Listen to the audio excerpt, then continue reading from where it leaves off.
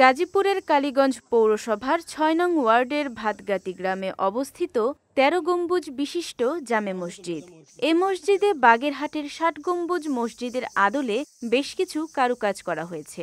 এছাড়া কারুকার্যময় মেহরাব সহ মোগল আমলের নানা নিদর্শনও রয়েছে মসজিদটিতে।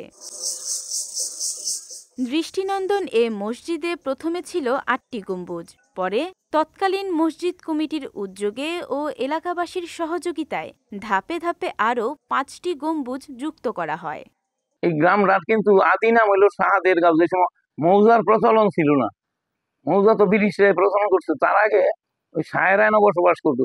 শাহ অর্থাৎ শাসক, হ্যাঁ, শাহদেরগাঁও অর্থাৎ শাহেরাই এলাকায় থেকে শাসন করতো। শাহদেরগাঁও ওই আমল থেকে মসজিদ ঈদগাহ ছিল, কিন্তু মসজিদ বিধ্বস্ত হয়ে যাওয়ার পরে আমলে তখন আবার মিয়ারা অর্থাৎ শাহদেরগাঁয়ের মিয়ারা এই মসজিদ আবার পুনরায় স্থাপন করছে ১৯০০ সম্ভবত ১৮০০ শেষ দিকে। এদিকে বিশেষ কায়দায় তৈরি করা এ মসজিদে এখনও লাগানোর প্রয়োজন হয়নি শীতাতপ নিয়ন্ত্রিত যন্ত্র। অনেকেরই ধারণা মতে মুঘল আমলে এই মসজিদ স্থাপিত, কারণ এই মসজিদে মুঘল স্থাপত্যের অনেক বৈশিষ্ট্য পাওয়া যায়। যেরকম টেরাকোটা, এই গম্বুজও মুঘল স্থাপত্যের, মুসলিম স্থাপত্যের একটি বৈশিষ্ট্য। অন্যদিকে মসজিদটির সংস্কার করে তা দেশের প্রত্নতাত্ত্বিক বিভাগে অন্তর্ভুক্তকরণের দাবি স্থানীয়দের।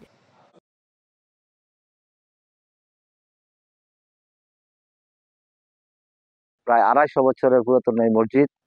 এই মসজিদটি যদিও টেরাকোটা স্থাপিত এবং প্রাচীন মসজিদ, কিন্তু আমরা এখনো এই প্রত্নতাত্ত্বিক নিদর্শন যে বিভাগ রয়েছে সেই বিভাগে মসজিদটি অন্তর্ভুক্ত করা হয় নাই। মোট ১৩ গম্বুজ মসজিদটা এখন আমাদের আছে।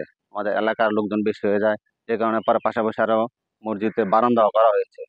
মসজিদে কোনো ধরনের শিলালিপি না থাকায় এর নির্মাণকাল সম্পর্কে সুনির্দিষ্ট তথ্য মেলেনি। তবে স্থাপত্য ও নির্মাণশৈলী দেখে স্থানীয়দের ধারণা প্রায় ২৫০ বছর আগে স্থাপিত হয়েছে ঐতিহাসিক ১৩ গম্বুজ মসজিদ। বিজয় টিভি নিউজ ডেস্ক।